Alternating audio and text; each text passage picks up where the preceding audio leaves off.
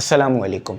आज की वीडियो में मैं आपको क्लास 10th के मोस्ट इंपॉर्टेंट न्यूमेरिकल कराऊंगा जो कि 2026 के बोर्ड एग्जाम में आने वाले हैं फिजिक्स के अंदर।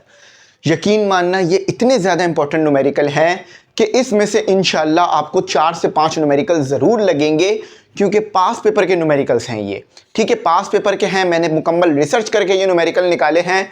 आज मैं आपको सॉल्व कराऊंगा और ऐसा कॉन्सेप्ट क्लियर कर दूंगा, एक वीडियो देख लो, फिजिक्स के तमाम न्यूमेरिकल आप बोर्ड एग्जाम में इजीली कर लोगे। बस आपने वीडियो को अच्छी तरीके से वॉच करना है।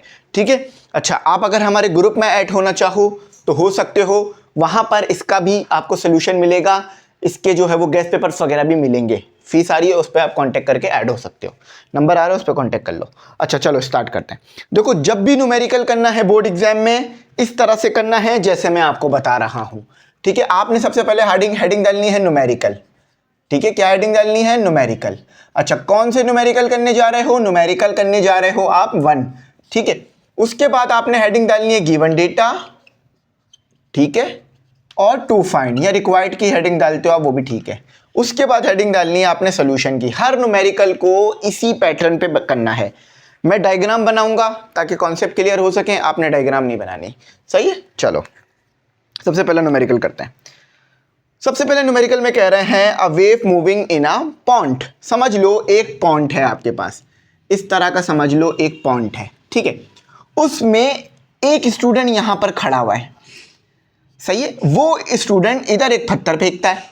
आप सबको पता है कि जब आप पत्थर फेंकोगे एक दरिया में या एक आप जो है वो पॉन्ड में, ठीक है, जहां पे पानी रुका हुआ है, तो वहां पर क्या पैदा होगी? वेव पैदा होगी। याद रखना, जहां से वेव पैदा हुई वो स्टार्टिंग पॉइंट है, जहां पे वेव जाके पॉन्ड के दूसरे कोने पे टकराई वो बी है एंडिंग पॉइंट। ठीक है, हैव अ वेवलेंथ। अच्छा, अब ये जो वेव पैदा हुई है इसकी वेवलेंथ कितनी है? इसकी वेवलेंथ है आपके पास लैम्डा। ठीक है, इसकी वेवलेंथ है आपके पास लैम्डा। तो वेवलेंथ की वैल्यू क्या दे दी आपको? Lambda is equal to 1.6 metre and frequency. अच्छा, अब इस वेव की फ्रीक्वेंसी होगी, हम सब पढ़ चुके हैं, कॉन्सेप्ट का फील लो बच्चों, कि जब आप वेव की बात करते हो तो आपके पास 3 चीजें होती हैं, वेलोसिटी, फ्रीक्वेंसी, वेवलेंथ। ठीक है, तो आपको फ्रीक्वेंसी दे दी। अब आपको खुद ही दिमाग में क्लिक कर जाना चाहिए कि ये आपसे वेलोसिटी आगे मांगेंगे। अभी तक कहा नहीं है लेकिन देखें आगे कहेंगे, calculate the speed of this water wave. इस वेव की स्पीड कितनी है ये आपको बतानी है। सही है, तो वेलोसिटी का फॉर्मूला क्या है? v इज इक्वल टू, मतलब v, देखो वेलोसिटी बोल रहा हूं मैं, आप स्पीड बोल सकते हो, कोई मसला नहीं है। अच्छा, अब सोल्यूशन की हेडिंग डल गई है फॉर्मूला ऑफ स्पीड। ठीक है, फॉर्मूला क्या? v is equal to F lambda.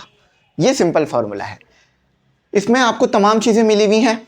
अच्छा, जब भी न्यूमेरिकल में वैल्यू पुट करो एक चीज चेक कर लिया करो कि यूनिट एसआई हो। मीटर एक एसआई यूनिट है, हर्ट्ज भी एक एसआई यूनिट है। ठीक है, तो अब जरा v निकाल लो, तो 1.6 मल्टीप्लाई 0.80, तो ये आ गया आपके पास कितना जवाब? मैं आपके साथ ही कैलकुलेट कर रहा हूं, ये सिंपल कैलकुलेटर से इजीली हो जाएगा। तो ये आ रहा है आपके पास 1.28 मीटर पर सेकेंड। अब मजे की बात है, ये न्यूमेरिकल पास पेपर में आ चुका है। ये न्यूमेरिकल आपके पास 2023 के बोर्ड एग्जाम में आया था। देख लो कितना आसान है और बिल्कुल जो है वो हमारा करेक्ट आंसर आया है, बिल्कुल एक्यूरेट आंसर आया है। समझ में आई? देखो कितना आसान था, ज़्यादा मुश्किल नहीं था। अच्छा, अब आ जाओ दूसरा न्यूमेरिकल करते हैं। अच्छा, अब ये चीज़ हम रिमूव कर देते हैं ताकि हमें ज़्यादा जगह मिले अपने न्यूमेरिकल को करने की। अच्छा, ये चीज़ मैं नहीं मिटाऊंगा, ये चीज़ सब में सेम रखेंगे ताकि आपको मुश्किल ना हो समझने में। चलो, numerical number 2, calculate the speed of sound in air. आपने क्या पता करना है? Speed of sound. देखो, साउंड वेव होती है, इस तरह की होती है, लॉन्गिट्यूडनल मैकेनिकल वेव होती है, ये इस तरह की वेव होती है। अब ये जो है हमारे एनवायरनमेंट में, एयर में ये वेव पैदा हो रही होती है। तो समझो एक बच्चे ने हमें यहाँ पर कुछ बोला, तो जब ये बच्चा कुछ बोलेगा तो क्या होगा? ये पार्टिकल डिस्टर्ब होगा। जब यहाँ से आप कुछ बोलोगे, देखो आप कुछ बोलो और हाथ रखो तो आपको महसूस होगा कि कोई एनर्जी है, आपके बोलने से जो एयर है वो डिस्टर्ब हो रही है। तो ये पार्टिकल आगे मूव करेगा, पीछे मूव करेगा, इस तरह मूव करेगा, तो जिसकी वजह से आपके पास क्या पैदा होगी, एक और वेव पैदा होगी इस तरह से, ठीक है। अच्छा, अब आपने क्या करना है, आपने इसी वेव की स्पीड को बताना है। अब फॉर्मूला, आपके पास टेम्परेचर दे दिया T is equal to 50 Celsius. अब याद रखना, जब भी आपने कैलकुलेशन करनी हो, सेल्सियस में नहीं लिखना, केल्विन में रखना है।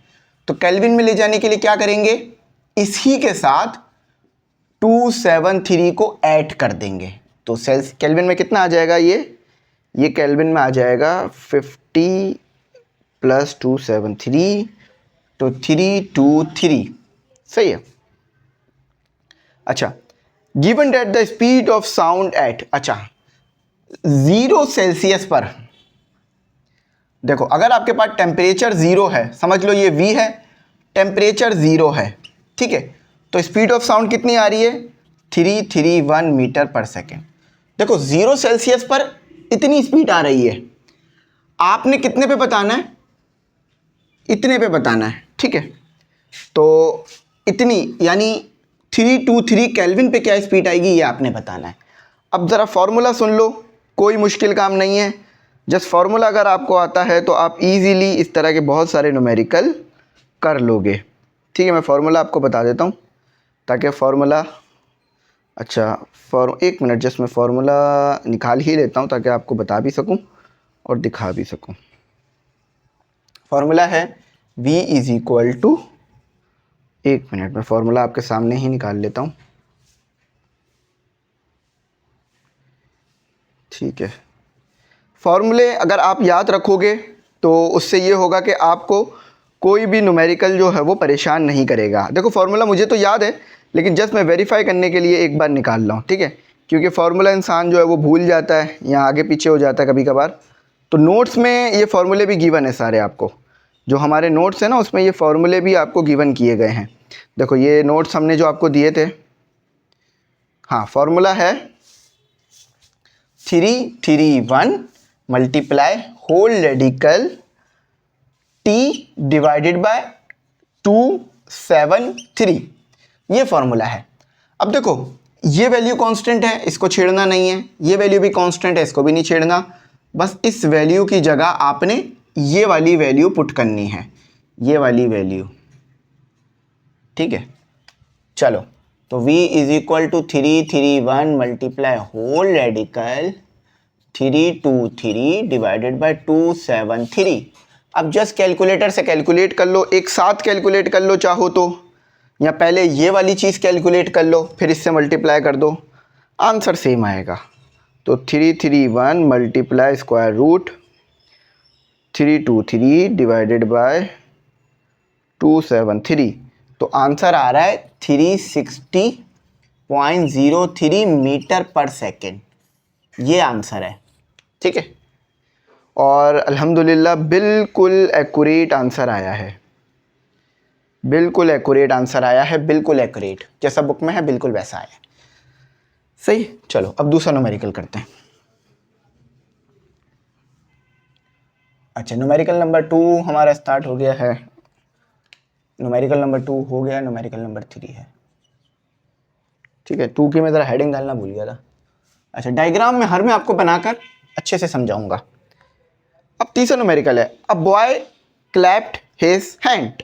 देखो समझो एक हमारे पास बॉय है, वो क्या करता है, ताली बजाता है, इस तरह से ताली बजती है ना, ताली बजाता है। उसके सामने एक दीवार है, इसी लड़के के सामने एक दीवार बनी हुई है, इस लड़के के सामने एक दीवार है, ठीक है। अब जब ये बच्चा ताली बजाएगा तो क्या होगा, साउंड वेव पैदा होगी, बस इतना याद रखना। जहां से साउंड वेव पैदा हुई वो A है, और जहां पर साउंड वेव जाके दीवार से टकराई है वो B है। आप दीवार के ऊपर आके इस तरह बोल के देखो, आपको ऐसा लगेगा आपको आपकी आवाज़ दोबारा सुनाई दे रही है। आप इस तरह से एक्सपेरिमेंट भी कर सकते हो, ठीक है। तो देखो ये बात तो समझ में आ गई, और ये भी लिखा हुआ है, a boy clap his hand near a wall, यानी लड़का दीवार के करीब खड़ा होकर ताली बजाता है। अब होता क्या है, एंड हेयर द इको, अब इको सुनता है, इको क्या है, कि साउंड का पैदा होना और टकराकर वापस सुनाई देना, इसे हम कहते हैं इको। इको क्या है? साउंड का पैदा होना और किसी चीज से टकराना और टकराकर वापस हमें सुनाई देना, ये इको होता है, यानी साउंड का गूंजना। अच्छा, अब इको कितनी देर में हमें सुनाई दी? इको हमें सुनाई दी, देखो पहले क्या होगा, साउंड यहां से पैदा होगा और बी तक जाएगा, है ना, फिर बी से साउंड टकराएगा और फिर दोबारा कहां आएगा? इस लड़के के पास आएगा और इसे सुनाई देगा। जरा बात समझना, देखो पहले ए पॉइंट पे क्या हुआ? साउंड पैदा हुआ, यानी इसने ताली बजाई तो आवाज निकली, आवाज निकल कर गई बी की तरफ, ए पॉइंट से आवाज निकली बी की तरफ गई, फिर बी दीवार से टकराई और फिर वापस ए पॉइंट पर आ गई। इस पूरे काम को होने में कितनी देर लगी? t is equal to 1.6 second. तो टाइम क्या मिल गया? 1.6 सेकेंड। ठीक है। अच्छा, what is the distance of the wall from the boy? A से लेकर बी तक का डिस्टेंस कितना है, ये आपने बताना है। यानी बॉय से लेकर वॉल तक का कितना डिस्टेंस है, ये आपने बताना है। सही है, एस कहो या डी कहो, तो चाहो तो एस भी कह सकते हो, चाहो तो डी भी कह सकते हो, जो बेहतर लगे। अच्छा, अब हम सबको पता है स्पीड ऑफ साउंड कितनी होती है नॉर्मल एयर में?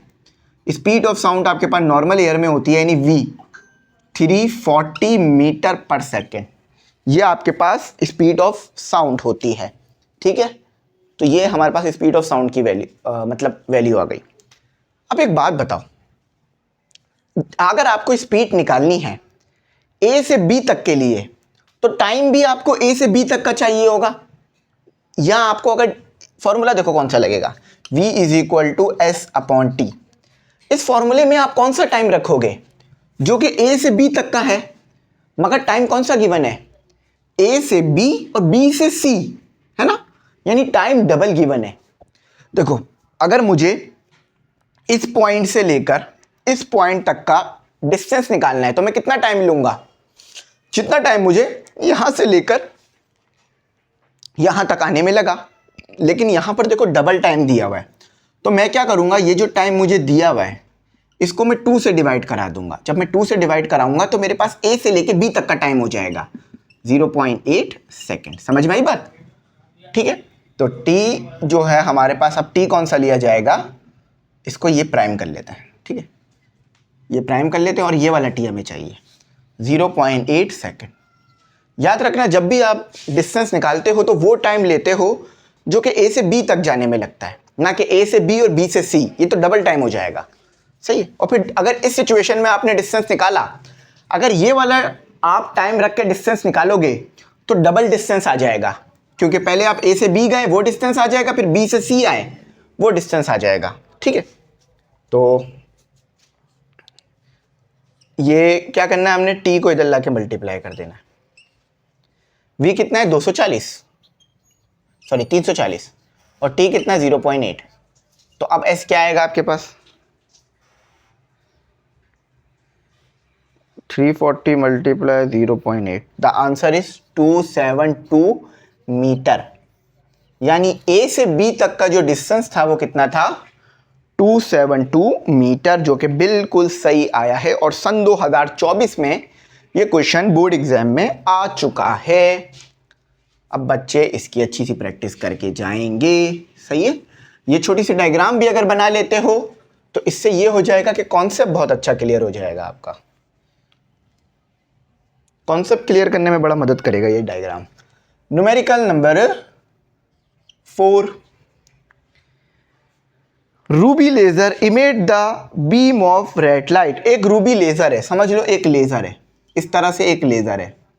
ये लेजर क्या कर रहा है, लाइट निकाल रहा है। और याद रखना लाइट हमेशा स्ट्रेट लाइन में जाती है, ए से बी हमेशा स्ट्रेट लाइन में जाएगी। ठीक है, तो और इस लाइट की देखो, लाइट भी एक वेव है, याद रखना हमेशा इस बात को बच्चों दिमाग में रखो। लाइट आपके पास ऑल्सो अ वेव, लाइट की डुअल नेचर होती है, वेव नेचर भी पार्टिकल नेचर भी। तो जब हमें पार्टिकल नेचर के बारे में पढ़ना होता है तो हम मॉडर्न फिजिक्स में जाते हैं, जब हमें वेव नेचर के बारे में पढ़ना होता है तो हम न्यूटन फिजिक्स में आ जाते हैं, क्लासिक फिजिक्स में आ जाते हैं। लाइट भी एक वेव है, तो इसकी भी वेवलेंथ होगी, जो कि इसकी वेवलेंथ आपको दी हुई है 694.3 नैनोमीटर। याद रखना ये नैनो है। अब मैंने आपको बताया था जब भी आपने न्यूमेरिकल सॉल्व करना है इस चीज का ध्यान रखना है कि यहां मीटर हो, नैनो पी को कुछ ना हो। तो इसके लिए मैं क्या करूंगा, 690.3 मल्टीप्लाई नैनो कितने के बराबर होता है, नैनो बराबर होता है 10 की पावर -9, 10 की पावर -9 मीटर के। सही। हमें कैलकुलेट करनी है फ्रीक्वेंसी। अब एक बात बताओ, लाइट की स्पीड क्या होती है, कांस्टेंट है, जिसे हम लिखते हैं c, जो कि है 3 मल्टीप्लाई 10 की पावर 8 मीटर पर सेकेंड। ये कांस्टेंट वैल्यू है, हमेशा सेम आएगी। स्पीड ऑफ लाइट 3 मल्टीप्लाई 10 की पावर 8 मीटर पर सेकेंड। अच्छा, अब फॉर्मूला क्या बनेगा, आपने फ्रीक्वेंसी निकालनी है ना, तो फ्रीक्वेंसी के लिए क्या फॉर्मूला था, v is equal to F lambda. सही है। अब स्पीड ऑफ लाइट या वेलोसिटी ऑफ लाइट तो सेम चीज है, c is equal to F C upon F lambda, नहीं बल्कि फ्रीक्वेंसी निकालनी है। तो यहां आ जाएगा हमारे पास f, यहां आ जाएगा lambda.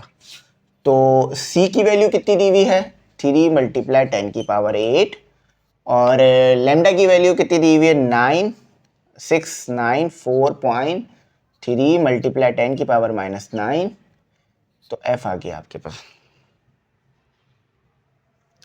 3 exponent 8 divided by 694.3 exponent -9। तो ये वैल्यू आ रही है, साइंटिफिक नोटेशन में लिखना 4.3 मल्टीप्लाई 10 की पावर 14 हर्ट्स। बहुत ज़्यादा फ्रीक्वेंसी की वैल्यू यहाँ आई है। अच्छा हाँ बिल्कुल सही आई है, बस यहाँ 2 भी आ रहा है। 2 चाहो तो लगा लो, नहीं लगाओ। अब आप बोलोगे ये कैलकुलेटर से ही करना होगा, बिल्कुल ये कैलकुलेटर से होगा, लेकिन एक और तरीके से भी कर सकते हो इसे, कि इस -9 को ऊपर ले आओ। तो ये कितना हो जाएगा, देखो इस -9 को ऊपर ले आओ और उस तरह सॉल्व कर लो, लेकिन अमूमन तो इसे कैलकुलेटर से ही करना पड़ेगा। विदाउट कैलकुलेटर भी हो जाएगा ये। चलो विदाउट कैलकुलेटर सिखाता हूँ, क्योंकि कैलकुलेटर अलाउ नहीं है ना। क्या है, f is equal to 3 multiply 10 की पावर 8। अच्छा अब देखो इस पॉइंट को मैं अगर यहां शिफ्ट करा दूं तो कितना हो जाएगा, 6.943। अच्छा मल्टीप्लाई 10 की पावर, देखो ये 9 था ना, इस पॉइंट को आपने आगे ले गए तो देखो 10 11, तो ये कितना हो जाएगा 11, नहीं बल्कि 11 नहीं होगा, इसमें से कम हो जाएगा, क्योंकि आप इस तरफ जा रहे हो ना तो कम हो जाएगा। तो 9 था ना, 9 में से आपने कितना कम किया, 1 2 आप कम कर दो तो कितना हो जाएगा, ये 9 में से 2 माइनस करोगे तो कितना हो जाएगा, 7 हो जाएगा। ठीक है, तो ये कितना हो गया आपके पास, 7 हो गया, माइनस का 7। अब इस माइनस के 7 को ऊपर को ले जाओ, 3 मल्टीप्लाई 10 की पावर 8 मल्टीप्लाई 10 की पावर 7 और डिवाइड में आ गया 6.943। तो कितना हो गया ये, 8 + 9 नहीं सॉरी 8 + 7 ये हो गया 15। तो 3 अच्छा मल्टीप्लाई 10 की पावर 15 और यहाँ क्या बचा, ठीक है अब इसे डिवाइड कर दो, 3 को अब डिवाइड कर दो तो 3, अच्छा विदाउट कैलकुलेटर थोड़ा मुश्किल हो रहा है, विदाउट कैलकुलेटर भी फिर भी आपको कैलकुलेटर डालना पड़ गया। 10 की पावर 15, हाँ बिल्कुल सही आ रहा है। अच्छा जब इसको इससे डिवाइड करोगे, देखो इस पूरी वैल्यू को डिवाइड करना, याद रखना इस पूरी वैल्यू को डिवाइड कर दो इससे, तो वो दोबारा वही आ जाएगा जो पहले आया, 4.32 मल्टीप्लाई 10 की पावर 14 हर्ट्ज। अगर इतना भी कर दोगे ना विदाउट कैलकुलेटर तो भी आपका काम हो जाएगा। देखो ये तो पूरा कैलकुलेटर से हुआ था ना, लेकिन यहां तक भी करके छोड़ोगे ना, हर्ट्ज लगा देना, तो भी आपको पूरे मार्क्स मिल जाएंगे, क्योंकि टीचर समझ जाएगा कि हाँ बच्चे को आता है। ये निकालने के लिए कैलकुलेटर चाहिए ही होगा, क्योंकि वो 10 की पावर 15 है। सही है, अगर आप पावर हटा दोगे तो वो तो वैसे ही गलत हो जाएगा।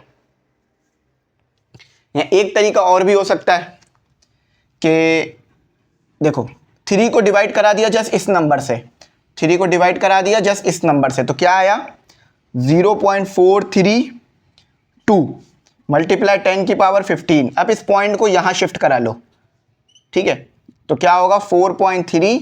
अब आपने पॉइंट यहां शिफ्ट कराया ना, तो इसमें से एक कम हो जाएगा। लो, अब पूरा ही बगैर कैलकुलेटर से आ गया, समझे? बस इसको दिमाग में रखना, सारा काम आपका इंशाल्लाह हो जाएगा। ठीक है, देखो मैंने बगैर कैलकुलेटर के भी आपको सिखा दिया, ताकि वो बच्चे जो बेचारे परेशान हो रहे होंगे, ताकि उनको परेशानियां ही खत्म हो जाए।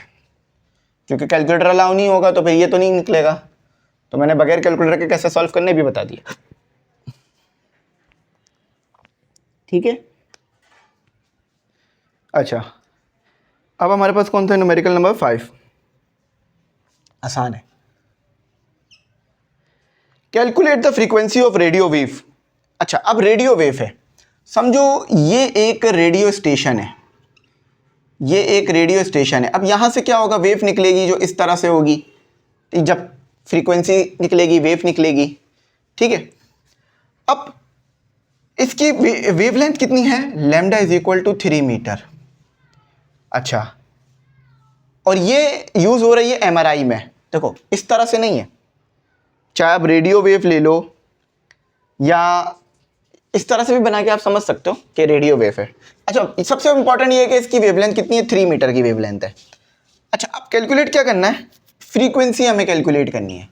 अब देखो रेडियो वेव, याद रखना रेडियो वेव एक इलेक्ट्रोमैग्नेटिक वेव होती है। रेडियो वेव एक इलेक्ट्रोमैग्नेटिक वेव होती है।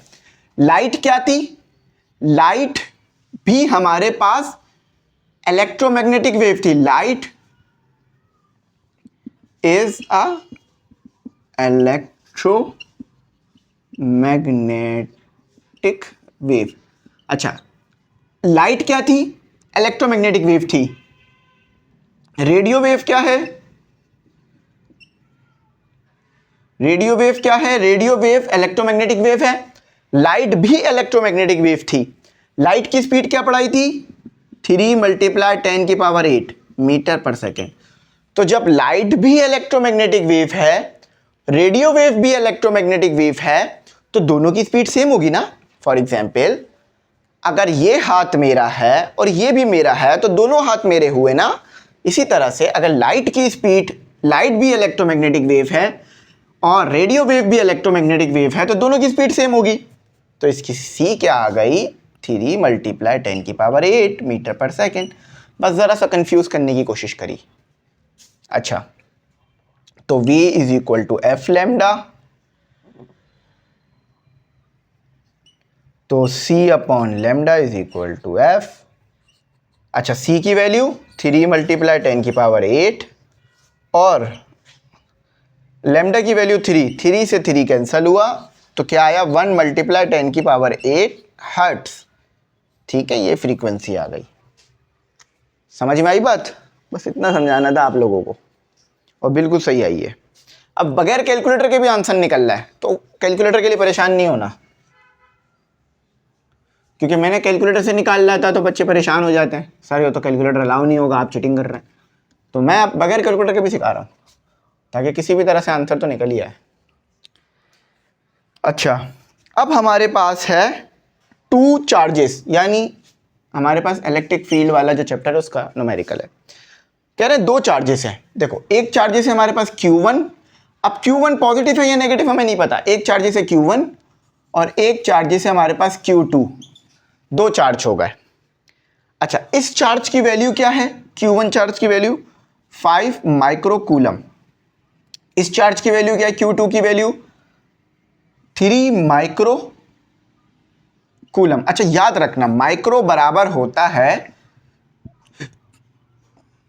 1 × 10⁻⁻⁶, या ऐसे भी लिख सकते हो पावर -6, इसके माइक्रो बराबर होता है।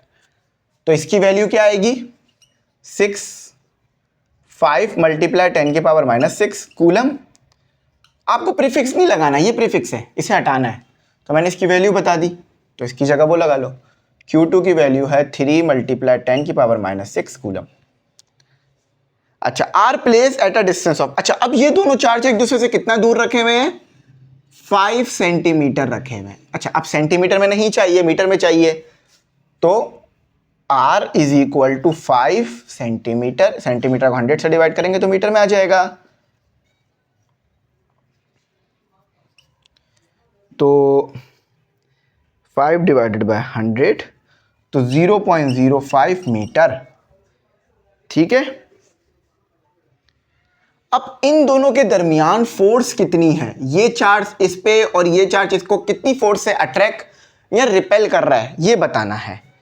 तो पॉजिटिव साइन आ रहा है तो अट्रैक्ट ही कर रहा होगा। फॉर्मूला क्या, F इज इक्वल टू के Q1 Q2 अपॉन R का स्क्वायर। ठीक है, अब देखो K की वैल्यू कांस्टेंट है, K की वैल्यू क्या है 9 मल्टीप्लाई 10 की पावर 9 न्यूटन मीटर का स्क्वायर पर कूलम का स्क्वायर, ये यूनिट होता है। अब पुट कर दो तो 9 मल्टीप्लाई 10 की पावर 9 और 5 मल्टीप्लाई 10 की पावर -6 और 3 मल्टीप्लाई 10 की पावर -6 और 0.05 का स्क्वायर। देखो अब होगा क्या, बगैर कैलकुलेटर के करते हैं। 9 5 3 इन्हें मल्टीप्लाई कर लेते हैं आपस में, तो 9 मल्टीप्लाई बाय 5 मल्टीप्लाई बाय 3 तो यह आ गया 135। अच्छा देखो 10 की पावर ऐसे लिख लेते हैं, मल्टीप्लाई 10 की पावर 9 मल्टीप्लाई 10 की पावर -6 मल्टीप्लाई 10 की पावर -6। बेसिस सेम है ना, देखो ये भी सेम है, ये भी सेम है, ये सेम है। एक रूल पढ़ा था ना कि देखो अगर a मल्टीप्लाई a है तो इसका मतलब क्या है, बेसिस सेम है, पावरें क्या हो जाएंगी, ऐड हो जाएंगी, यानी 1 + 1 हो जाएगा। तो a क्या हो जाएगा, a मल्टीप्लाई बाय a क्या हो जाएगा, a स्क्वायर हो जाएगा। यहाँ भी देखो बेसिस सेम है, ये बेस होती है, जैसे ये बेस थी ना, ये बेस है, ये बेस है, ये बेस है। जब ये नंबर सेम है, बेस सेम है तो पावर क्या हो जाएगी, ऐड। अब देखो बेशक वो माइनस हो रहे हैं लेकिन आपने नहीं घबराना, 9 -6 -6, अच्छा यहाँ क्या आ रहा है पावर में 0.05 का स्क्वायर, 0.05 का स्क्वायर। ये बगैर कैलकुलेटर के सिखा रहा हूँ मैं सारी चीज़ें, क्योंकि इस कैलकुलेटर के साथ ये परेशान करता है। 0.05 का स्क्वायर, अब इसको सॉल्व कर लो। ठीक है, तो 135 10 की पावर -3 डिवाइडेड बाय 0.05 का स्क्वायर, तो आपके पास आएगा 54 आंसर आएगा, और यूनिट ज़रूर लगा ला न्यूटन। ठीक है, तो देखते हैं क्या ठीक निकाला है, बिल्कुल ठीक निकाला है, देखा बिल्कुल ठीक काम किया है। अच्छा ये मैंने डायरेक्ट कर दिया, लेकिन अब आपको ये तरीका समझ में आ गया है कि इस -3 को कैसे ख़त्म करेंगे। ठीक है, तो पॉइंट को जो है वो मूव करा के -3 को ख़त्म कर देंगे। अच्छा अब करते हैं अपना न्यूमेरिकल नंबर 7।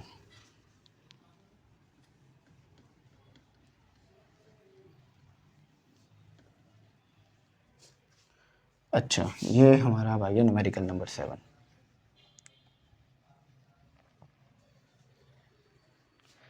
न्यूमेरिकल नंबर 7 में आपको दिया हुआ है, इन्होंने कह रहे हैं 9 joule of heat is produce each second. समझो एक आपके पास रेजिस्टर है, उस रेजिस्टर से कंटिन्यूसली, देखो आपको पता है ना रेजिस्टर क्या करता है, एनर्जी को लॉस। अब एनर्जी को लॉस कैसे करता है रेजिस्टर, ये समझना। रेजिस्टर क्या काम करता है, एनर्जी को ज़ाया करता है, जो एनर्जी आ रही होती है ना वो ज़ाया करता है। कैसे, जब इलेक्ट्रिकल एनर्जी आती है यानी करंट आता है, तो रेजिस्टर इस करंट को, इस इलेक्ट्रिकल एनर्जी को कन्वर्ट कर देता है हीट एनर्जी में। ये इलेक्ट्रिकल एनर्जी थी, इलेक्ट्रिकल ENERGY, इलेक्ट्रिकल एनर्जी थी, रेजिस्टर ने क्या किया, हीट एनर्जी बना दिया, हीट एनर्जी। ठीक है, तो जब भी कह रहा है 9 जूल, तो आपके पास क्या था, एनर्जी कितनी थी, W से लिख देते हैं या E से लिख देते हैं, जैसा बेहतर लगे, 9 जूल। ईच सेकेंड यानी टाइम कितना दिया हुआ है, 1 सेकेंड दिया हुआ है आपको। ठीक है, रेजिस्टेंस कितने, रेजिस्टेंस की क्या वैल्यू है, यानी R 40 ohms। Find the potential difference, आपने पोटेंशियल डिफरेंस पता करना है। चलो बस ख़त्म बात, पोटेंशियल डिफरेंस आपने V पता करना है। अब देखो V कैसे पता करेंगे, मैं आपको तरीका बता देता हूँ। सिंपल कुछ नहीं है, एक छोटा सा फॉर्मूला लगेगा, आपका V जो है वो आपके सामने आ जाएगा। अच्छा, सबसे पहले तो जो वोल्टेज की वैल्यू है वो आपके पास कितनी आएगी, हाँ 19, ठीक है। चलो अब इसको जो है वो ज़रा सॉल्व कर लेते हैं। अब फॉर्मूला देखते हैं, फॉर्मूला क्या होगा। फॉर्मूला होगा यहाँ पर आपके पास P is equal to V square upon R. अब ये फॉर्मूला नहीं समझ में आ रहा कैसे आया, ये फॉर्मूला आया है P is equal to I V. ये पावर लॉस का फॉर्मूला है जो कि हमने पोटेंशियल डिफरेंस वाले चैप्टर में पढ़ा था। अब ओम्स लॉ पढ़ा था, V is equal to I R, ठीक है। I हमें नहीं दिया हुआ तो हम I की जगह क्या पुट कर देंगे, ये चीज पुट कर देंगे, तो यहां पुट कर लो।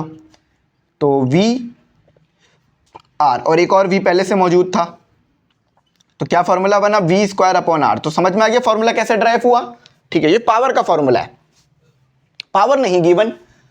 पावर का फॉर्मूला क्या था, फॉर पावर कि P is equal to W upon T, है ना। अच्छा, तो W कितना दिया हुआ, 9, सॉरी W कितना दिया हुआ 9 और टाइम कितना दिया हुआ 1, तो पावर कितनी हुई 9 वॉट। पूरा यूनिट लिखो, पावर आ गई। अच्छा, अब क्या करना है, P is equal to V पता करना है, V स्क्वायर पता करना है, तो R को इधर ले आओ। R कितना दिया हुआ है 40 और वो कितनी दी हुई है पावर 9। स्क्वायर नहीं चाहिए, स्क्वायर रूट हटाना होगा, तो इससे ये कैंसिल हो गया। ये V जो है वो पोटेंशियल डिफरेंस है, याद रखना, ये V जो है यही होता है पोटेंशियल डिफरेंस। पोटेंशियल डिफरेंस, सही मैंने पोटेंशियल डिफरेंस लिख दिया। ये पावर है, ये करंट है, सही। अच्छा, अब कर लेते हैं इसे सॉल्व। ये तो कैलकुलेटर में आपके पास ऑप्शन मौजूद होता है स्क्वायर रूट लेने का, तो इसमें तो परेशान होने वाली बात नहीं है। 40 मल्टीप्लाई बाय 9, तो आपके पास आ रहा है 18.98। तो ये ऑलमोस्ट 19 नहीं है, तो इसे हम ऑलमोस्ट कर देंगे 19 वॉट, 19 वोल्ट। देखो वोल्ट और वॉट में फ़र्क होता है, तो मैं इसे वोल्ट कह रहा हूँ, वॉट नहीं कह रहा, ठीक है। ये हमारा हो गया 7वां न्यूमेरिकल, जो कि इतना कोई मुश्किल आई होप नहीं था, आसान ही था। अच्छा, अब हम करेंगे अपना, मोबाइल गिर जाता हाथ से। अब हम करेंगे अपना 8वां न्यूमेरिकल। डायग्राम बना रहा हूं इसलिए ताकि समझ में आए सारी बातें, कोई भी रेक्टिफिकेशन ना हो, कॉन्सेप्ट बिल्डिंग भी हो जाए।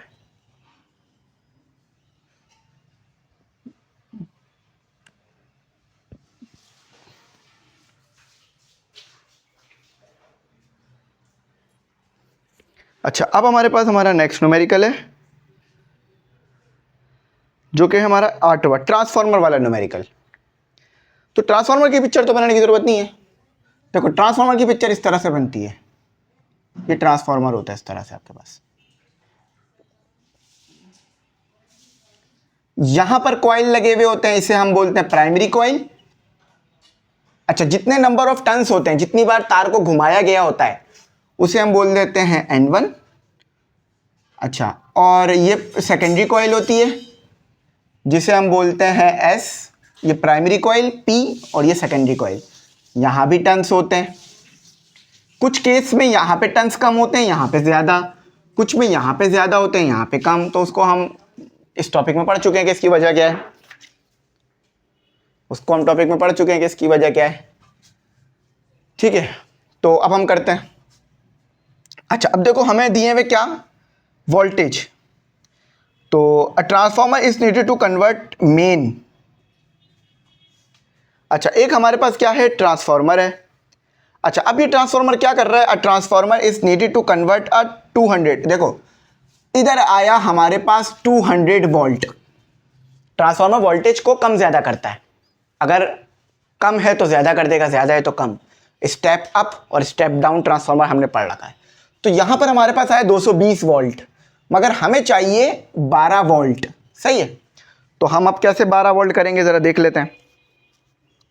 अच्छा, प्राइमरी कॉइल में जो टर्न्स दिए हुए हैं हमारे पास, प्राइमरी कॉइल में जो वोल्टेज है वो कितना आया, P1 कहेंगे, V1 कहेंगे जिसे हम, ठीक है, V1 कहेंगे और V2 कहेंगे। तो V1 कितना आया, 220 वोल्ट, और हमें कितने में ले जाना है, 12 वोल्ट, जिसमें आपके छोटे डीसी फैन वगैरह चल रहे होते हैं। N1 में टर्न्स कितने हैं, 2200 टर्न्स। N2 में कितने हैं, ये हमें पता करना है।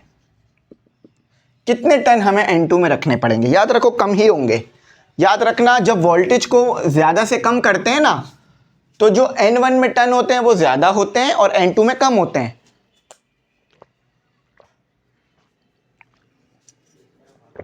बात समझ आई, ठीक है। जब भी एक चीज याद रखना, ताकि पेपर में भी ये गलती ना हो, कि जब भी आप वोल्टेज को यहां से यहां कम करोगे तो जो यहां पे टर्न आएंगे वो ज्यादा आएंगे और जो यहां पे टर्न आएंगे वो कम आएंगे। यानी इस N2 का आंसर छोटा आएगा N1 से। फॉर्मूला देख लो, V1 और V2, N1 और N2। आपको क्या पता करना है, N2। तो N2 को इधर ले आओ, V2 को उधर ले जाओ और V1 को नीचे ले जाओ। वैल्यूज को सब्स्टिट्यूट करो, 12 मल्टीप्लाई 2200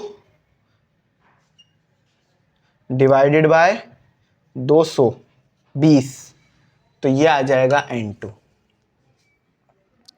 करके देखो, सही है।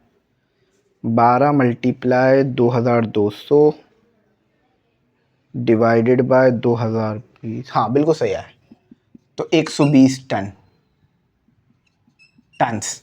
तो यहां पर जो तार को लपेटा गया होगा वो 2020 बार घुमाया गया होगा, 2200 बार घुमाया गया होगा, और यहां जस्ट 120 बार घुमाया गया होगा। समझ आई, ठीक है।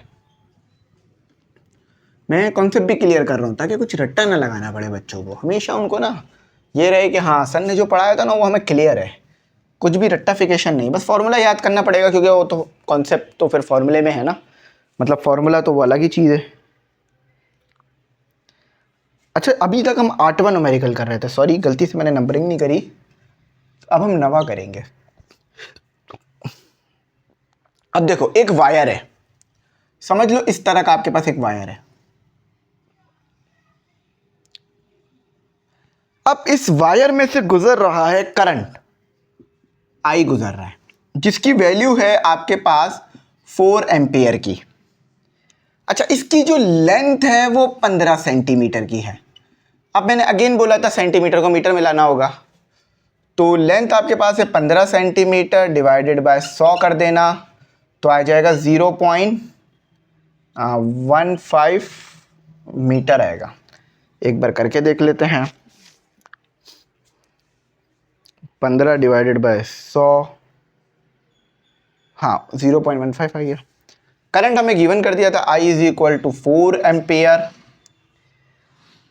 अच्छा, पोल्स ऑफ मैग्नेट। अच्छा देखो, जब इसमें से करंट गुजरेगा तो ये मैग्नेट बन जाएगा, तो इसके इर्द गिर्द एक मैग्नेटिक फील्ड होगी। अच्छा, तो ये जिस मैग्नेटिक फील्ड में रखा हुआ है या जो मैग्नेटिक फील्ड है उसमें एंगल बन रहा है आपके पास 30 डिग्री का, और मैग्नेटिक फील्ड की जो वैल्यू है वो है आपके पास 0.8 टेस्ला की। पता लगानी है फोर्स। सोल्यूशन क्या, F is equal to ILB sine theta. सब कुछ गिवन है, पुट करो। 4, 0.15, 0.8 साइन 30, डिग्री में रखना, रेडियन में नहीं रखना। 4, 0.15, 0.8 साइन 30, तो 0.5, final one is 4 multiply 0.15 multiply 0.8 multiply 0.5, 0.29 Newton. ये आपके पास आंसर है जो कि इस पे लग रहा होगा। फोर्स लग रही होगी, हाँ 0.24 बल्कि 29 बोल दिया गलती से, ठीक है। अच्छा अब ज़रा बात समझो, अब एक और न्यूमेरिकल है, बड़ा आसानी है, मुश्किल तो नहीं कहूँगा, ज़रा समझना इसको। हाफ लाइफ के बारे में पढ़ा है ना न्यूक्लियर वाले चैप्टर में, उसी को देखते हैं। तो स्टूडेंट अब जो है वो नेक्स्ट करते हैं, ठीक है। अब हमारा है न्यूमेरिकल नंबर 10। कहते क्या है, how long will it take to, half life का कॉन्सेप्ट पढ़ा है ना। हाफ लाइफ का मतलब समझो, ये आपके पास एक बॉल है, हाफ लाइफ का मतलब ये होगा कि कुछ टाइम बाद, यानी कुछ टाइम बाद। अब वो कितना टाइम हो सकता है ये हमें नहीं पता, 10 साल भी हो सकते हैं, 100 साल भी हो सकते हैं, 200 साल भी हो सकते हैं, मगर हाफ लाइफ ये होगा कि कुछ साल बाद, जैसे 100 साल बाद, 100 साल बाद ये चीज आधी रह जाएगी, आधी। इसी को कहते हैं, जैसे 100 साल पहले ये था 50 ग्राम का, ठीक है, 100 साल बाद ये कितना हो जाएगा, 25 ग्राम का। इसी को हम बोलते हैं हाफ लाइफ कॉन्सेप्ट। अब ये हाफ लाइफ का जो टाइम है वो हर चीज के लिए अलग अलग होता है। कुछ चीजें जल्दी हाफ हो जाती हैं, कुछ चीजें बहुत टाइम बाद हाफ होती हैं, जैसे हमारा जिंदगी बढ़ती जा रही। तो ये हाफ लाइफ का कॉन्सेप्ट है, इसे याद रखना, ठीक है। तो वो ये कह रहे हैं how long will it take, कितना टाइम लगेगा कि हमारे पास एक मास है, जैसे मैं M1 कह रहा हूं, जो कि 36 ग्राम है, तो कितना, और केमिकल कौन सा है, एलिमेंट कौन सा है हमारे पास, रेडियम है, जो कि 226। अच्छा हाफ लाइफ आपको बताई जाएगी, हाफ लाइफ कितनी होती है। तो कितना टाइम लगेगा कि हमारा 36 ग्राम रेडियम जो है वो सिर्फ 4.5 ग्राम रह जाए। मतलब कितने साल लगेंगे कि अगर मैं 36 ग्राम रेडियम रखूं, या रेडियम है या रुबेडियम है, आई थिंक ऐसी कुछ है, रेडियम ही होगा, कि 36 ग्राम अगर मैं ये RA रखूं तो वो सिर्फ 4.5 ग्राम रह जाए। कितने साल लगेंगे आपको, ये आपने टाइम बताना है, आपको आंसर ईयर्स में बताना है, ठीक है। अब मैं आपको सिखाता हूं कैसे होगा ये, ठीक है। हाफ लाइफ कितनी है, यानी 36 का आधा होने में कितना टाइम लगेगा, 1600 ईयर्स। अब इसको आप ऐसे भी कर सकते हो, इस तरह भी जुगाड़ में कर सकते हो कि देखो ये कितना रह गया है, ये अपने टोटल का रह गया है।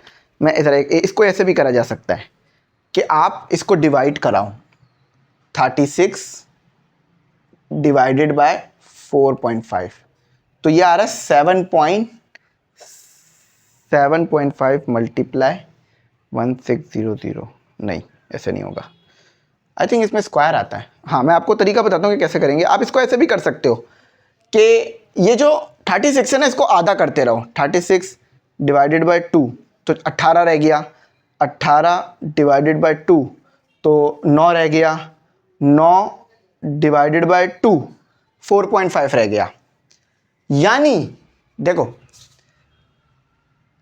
आपके पास 1600 साल गुजरे तो ये क्या होगा, 36 का आधा हो जाएगा।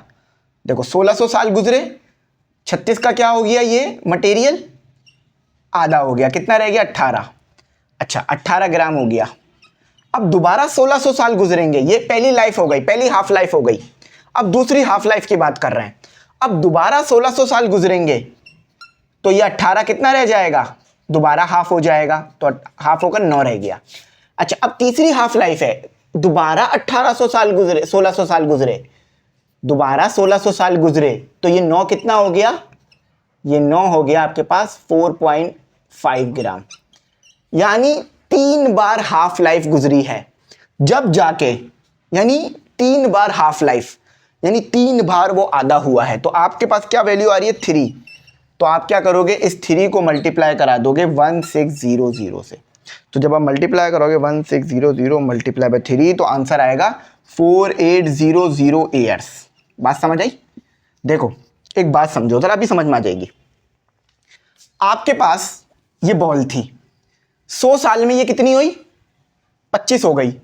एक और 100 साल गुजरे तो ये 25 का आधा हो जाएगी, तो 2 हाफ लाइफ गुजर गई ना, 100 और 100, 200 साल में ये क्या होगी, पहले 100 साल पहले के 100 साल में क्या होगा, 50 का आधा हो जाएगा 25। फिर दोबारा 100 साल गुजरेंगे तो 25 का भी आधा हो जाएगा। 25 का आधा कितना होगा, 25 का आधा होगा आपके पास आई थिंक 12.5। तो यानी 50 से 12.5 में कितना टाइम लगा? आपके पास 2 से मल्टीप्लाई करना पड़ेगा क्योंकि 2 हाफ लाइफ हो गई हैं, तो 200 साल लगे। इसी तरह यहां पर भी हुआ है कि हमें बताना है कितने साल लगेंगे कि 36 से जो है वो सिर्फ 4.5 ग्राम रह जाए। तो हमने क्या किया, हमने एक हाफ लाइफ ली, 36 को डिवाइड किया 2 से, 18 हो गया। दोबारा 36 को 18 को डिवाइड किया 2 से, 9 हो गया। 9 को डिवाइड किया 2 से, तो कितना हो गया? आप इसको भी ऐड कर सकते हो, सिंपल ना। ये देखो 16 को 16 से ऐड कर दो, इसको भी ऐड करके हाफ लाइफ निकाल सकते हो। हाँ सेम आएगा आंसर, हाँ सेम आ रहा है 48। तो 48,000 ईयर लगेंगे आपको 36 से 4.5 बनने में। ठीक है, तो आई होप समझ में आ गई होगी। ये पहली हाफ लाइफ, ये दूसरी, ये तीसरी। तो यहीं तक रखते हैं। आई होप आपको जो है वो समझ में आ गया होगा, कोई ऐसी बात नहीं होगी जो समझ नहीं आई होगी। Thanks for watching. अल्लाह हाफिज़। कीमती दुआओं में जरूर।